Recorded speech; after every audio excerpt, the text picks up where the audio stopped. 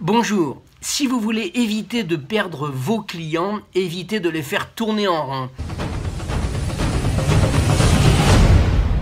Par exemple avec le multicanal. Alors le multicanal c'est quoi?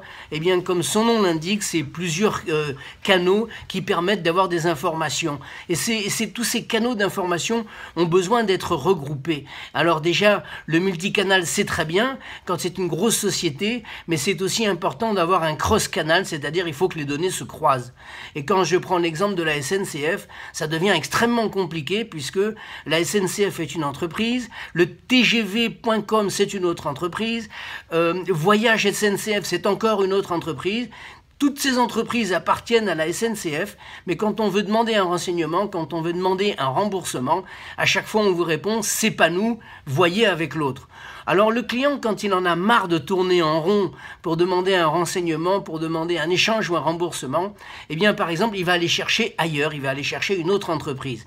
Pour ma part c'est assez comique puisque j'ai pris un billet avec sncf.com, j'ai demandé le remboursement à la SNCF me dit ça n'est pas nous. J'ai donc contacté Eurostar puisque j'ai rencontré un monsieur qui m'a dit je suis employé par la SNCF mais je suis délégué à Eurostar, mais je n'ai rien à voir avec le remboursement de SNCF, donc on comprend rien à rien et le résultat c'est que les clients iront chercher ailleurs. Quand un client achète un produit quelconque et qu'il n'est pas satisfait de ce produit, il est important qu'il puisse être remboursé rapidement dans les meilleurs délais. Il faut donc qu'il ait un interlocuteur, un mail à envoyer, un site à contacter et qu'il ne fasse pas le tour du monde pour essayer d'obtenir satisfaction.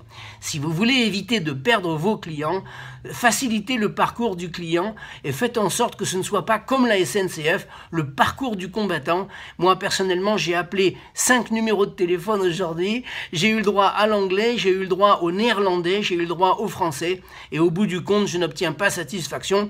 Donc la prochaine fois j'irai prendre un billet directement avec Eurostar ou bien je prendrai un avion peut-être avec Ryanair ou autre chose, de manière à ne plus avoir ce genre de problème. Je vous souhaite le meilleur avec vos clients et je vous dis à bientôt.